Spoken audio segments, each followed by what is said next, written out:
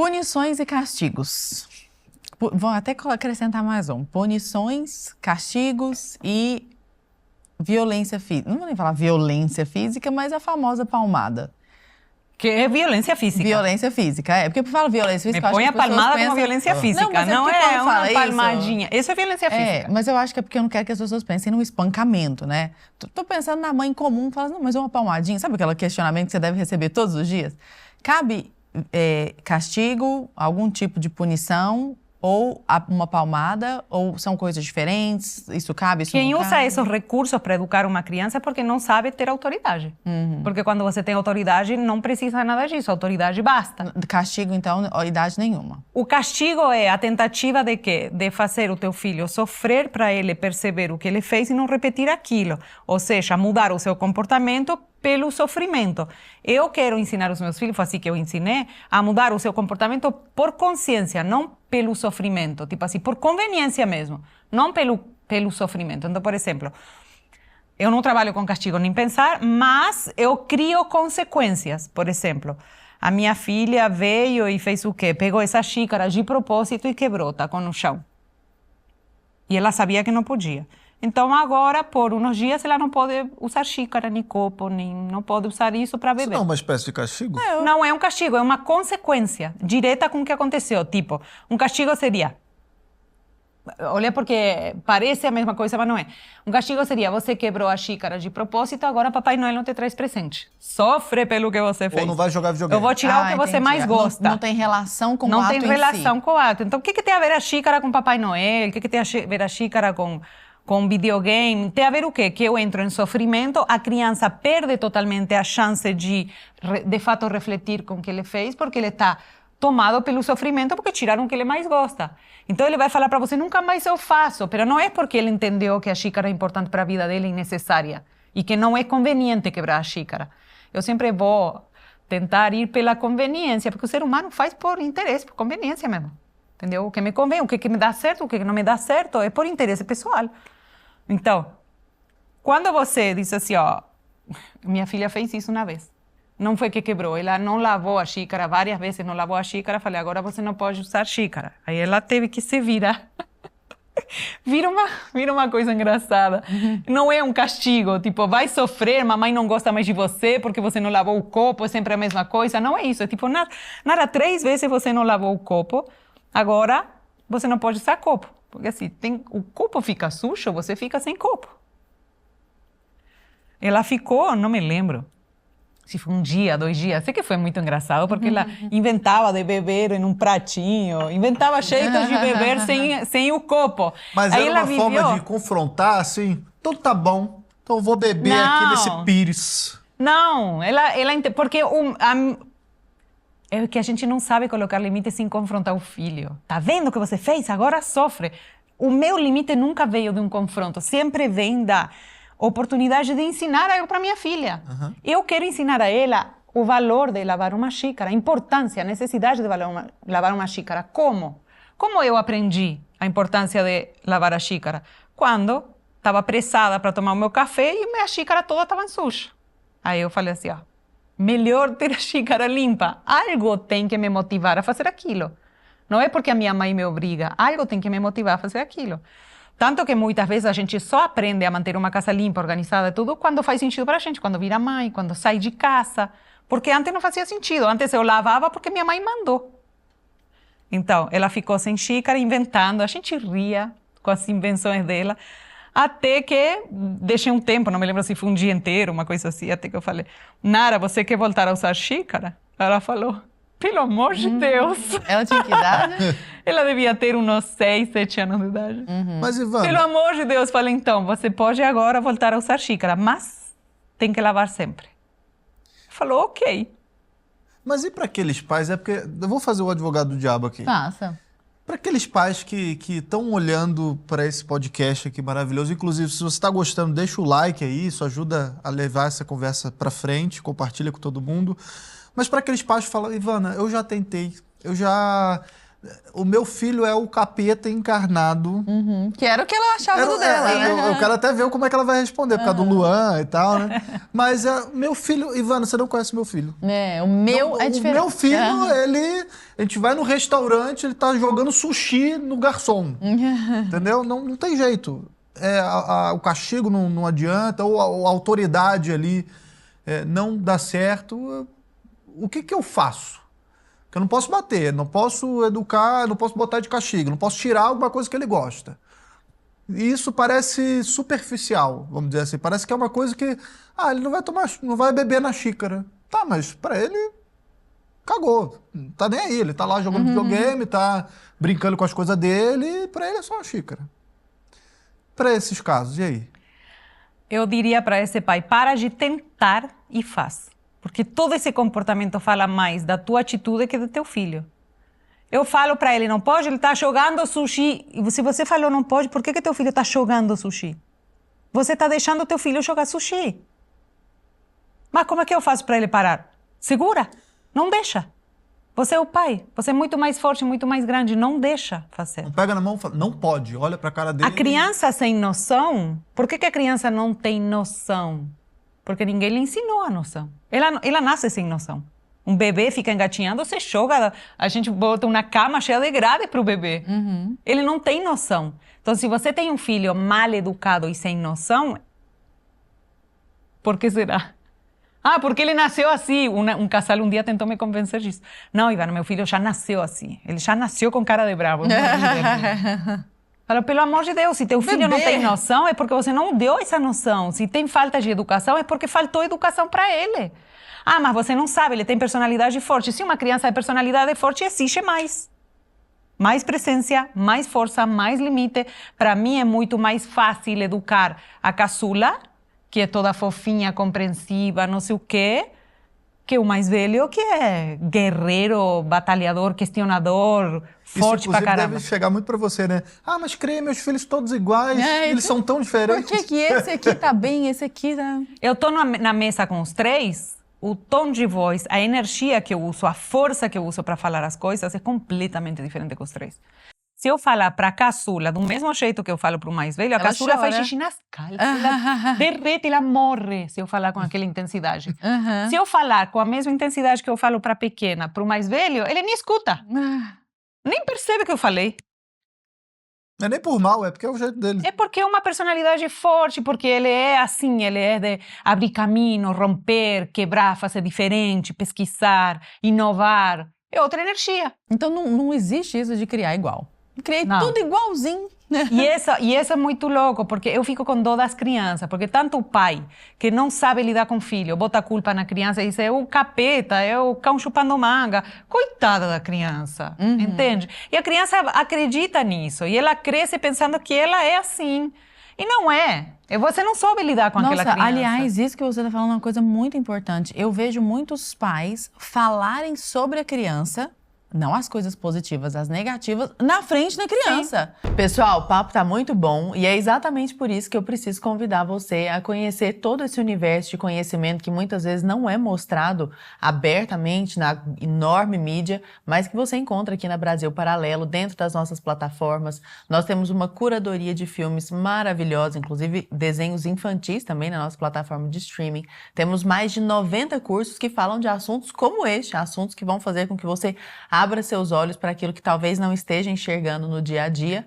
Temos o Teller, que é o nosso aplicativo de audiolivros, com uma seção infantil, que é o Clubinho Literário. Muitos livros de filosofia, de teologia, que vão realmente fazer você ter uma leitura mais acurada da realidade. O conteúdo da Brasil Paralelo é esse nível aqui que vocês estão vendo. Então, vou deixar aqui na tela o QR Code e o link aqui na descrição para que você conheça o conteúdo da Brasil Paralelo mais a fundo.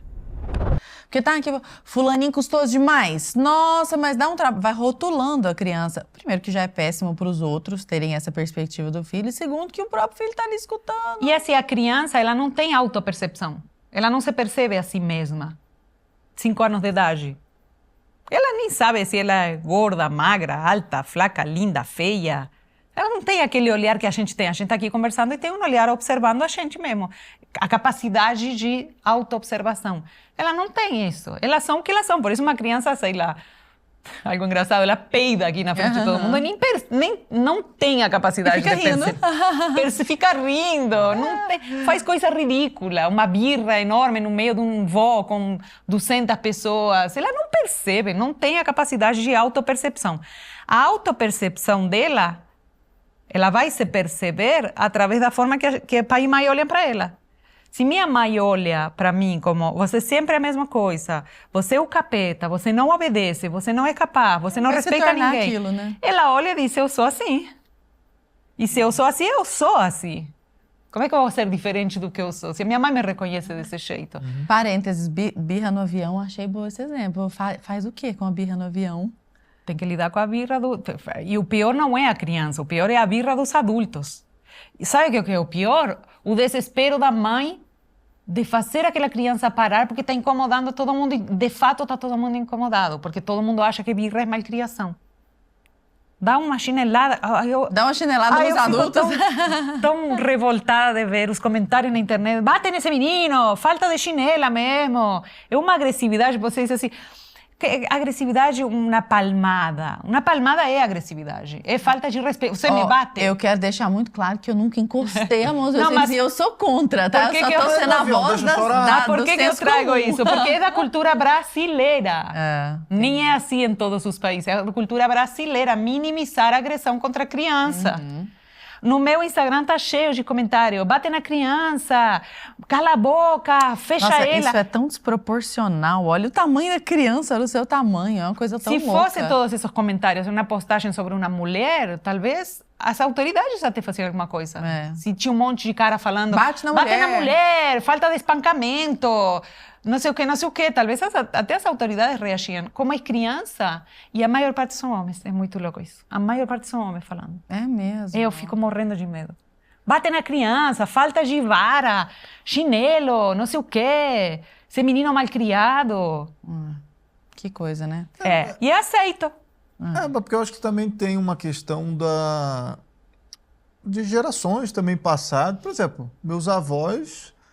davam palmada com colher de pau, assim, na mão, sabe? Tipo, fez uma malcriação, não sei o quê. Era uma forma de educar daquela época, que hoje, assim, olhando, tá, beleza, eu não faria isso com a minha filha. Mas eu não consigo também ter... Eu não sei, pode ser que eu, de fato, não tenha esse estudo, né? Eu não tenho toda essa percepção.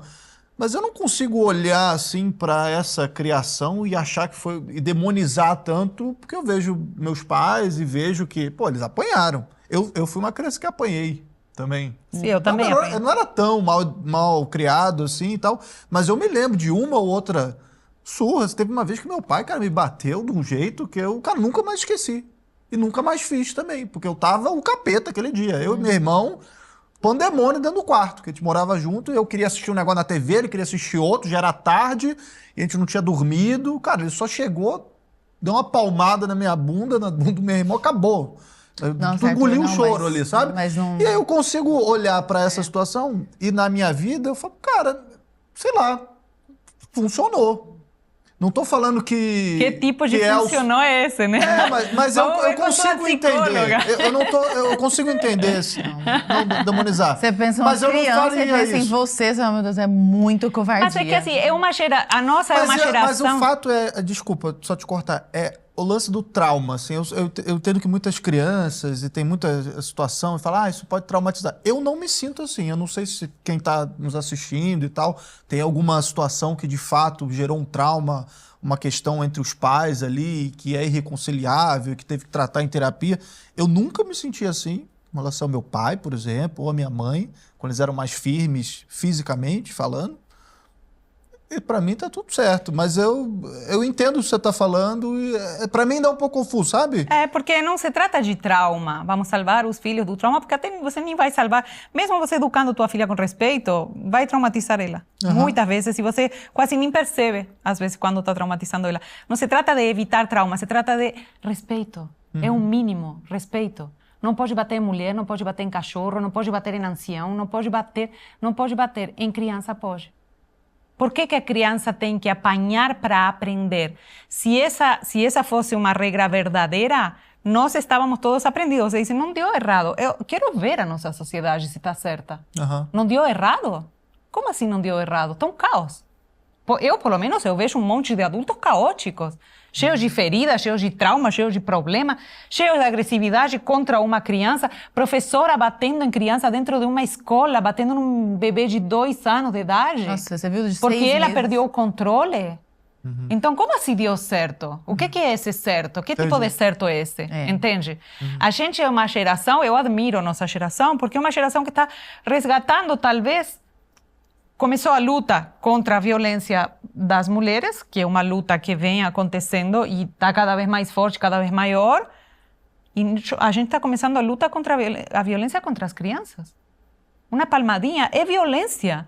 Se para educar fosse necessário bater na criança, primeiro, quem bate na criança para educar é porque não sabe ter autoridade.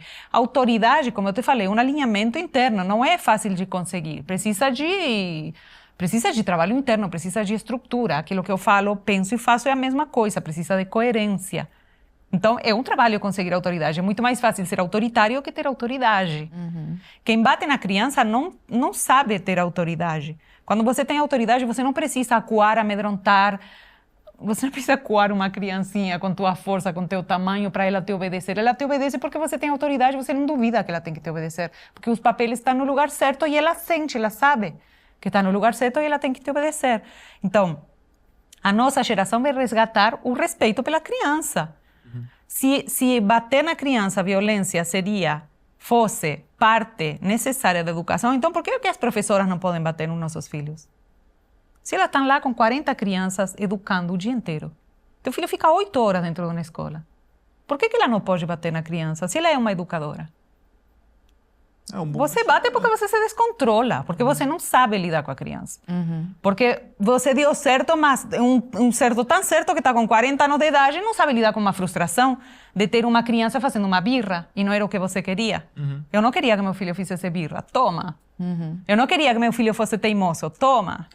Mas agora eu tô já nos encaminhando. Você tem alguma pergunta? Não, pode fazer uma última. Tô me colocando última. no lugar da pessoa que tá dentro do carro agora, naquele trânsito maravilhoso de São Paulo, escutando esse podcast, e aí tá com aquele mini desespero do tipo assim, putz, meu filho tá com 7 anos e eu tô vendo que eu fiz tudo errado.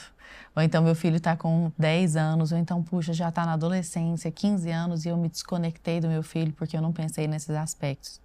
O que a pessoa pode fazer agora, Ivana, hoje, para se reconectar com o filho e, não vou nem falar recuperar, mas finalmente desenvolver a autoridade? Para de botar a responsabilidade na criança, ou na falta de rede de apoio, ou no pai, ou na vovó, sabe?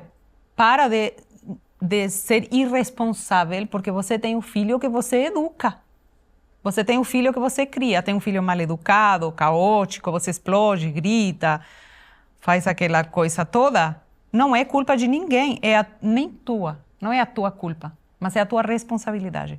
É como eu falei quando entreguei a minha filha a responsabilidade do banho, ganhou a liberdade de tomar banho na hora que quiser. Quando a gente assume a responsabilidade dos nossos filhos, de verdade, a gente ganha liberdade para mudar o que quiser. Eu consegui mudar em uma semana. Eu fiz um milagre em uma semana, de tanto poder que a gente tem sobre os nossos filhos. Então, pare de botar a responsabilidade no teu filho. Culpa dele, por ele. Ivana, você não conhece meu filho. Assume a responsabilidade. Isso significa o quê? Percebe que o desequilíbrio que você vive com teu filho é porque você não está dando a educação equilibrada. Quando você assume a responsabilidade, automaticamente você assume as rédeas. Depois que você assume as rédeas, então vai entender como lidar com uma birra, como lidar com isso. Mas agora é você no comando. Não é mais o teu filho no comando e você uma reação daquele caos. Eu estou estressadíssima porque ele fez uma birra. Quando você está no comando, quem está estressado porque fez uma birra é teu filho. O que você tem a ver com... Coitado, ele está travando uma batalha ali. Entendo. Ele se estressou, ele se cansou. Ele saiu do centro dele, você não. Você está no comando.